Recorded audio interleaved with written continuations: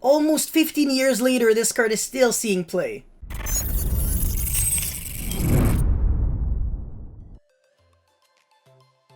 So Shadow-Imprisoning Mirror is a continuous trap card that simply reads, negate all dark monster effects activated on the field or in the graveyard. It affects both players, and right off the bat we can see that this card doesn't prevent the activation of the effect of the monster, but rather negates the activated effects of the dark monsters triggering on the field or in the graveyard. This is extremely relevant for two things. First of all, you can actually chain it to a monster already using its effect and it'll negate it, meaning that you won't have to preemptively flip the card if you want to negate your opponent's effects. Unfortunately though, it does not negate continuous effects, so if you have to go up against Thunder Dragon Colossus again if it gets unbanned, well, Shadow-Imprisoning Mirror will not do anything for you. The fact that it negates activated effects of dark monsters on the field and in the graveyard is extremely relevant in a format where we have Destiny Hero Destroy Phoenix Enforcer, because both that card and Destiny Hero Celestial have extremely relevant effects in the graveyard, and they just happen to be playable in Phantom Knight, which is the deck that abuses dark monster effects on the field and in the graveyard the best. It's also really good against Dragoon. If your opponent goes negate something on your field, you can actually chain the Shadow-Imprisoning Mirror, so your opponent had to waste one card from their hand, and then you get to keep the Shadow-Imprisoning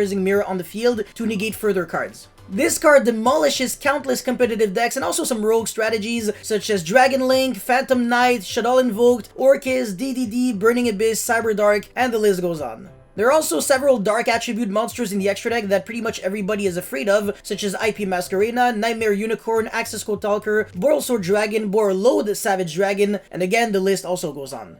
And not that it matters, but it actually has some pretty nice synergy in Lair of Darkness, because Lair of Darkness transforms every monster on the field into a dark attribute, so Shadow-Imprisoning Mirror basically becomes 3 extra copies of Skill Drain for your Lair control deck. So basically, this card is fantastic to side anywhere between 2 to 3 copies of, depending on what you are playing, so Eldritch, Sword Soul, as we have seen with most recent OCG deck lists. In conclusion, I do believe that Shadow-Imprisoning Mirror is a card worth looking into, and it's also a pretty good investment unless it gets reprinted very, very soon for dirt cheap, but obviously I don't think that's gonna happen, and even if it does, I don't think the value of Shadow-Imprisoning Mirror is going to tank to a point where you would have lost a lot of money. That's pretty much it for this card review. Let me know what you guys think of the card. Don't forget to like and subscribe, and I'll see you guys next time. Peace.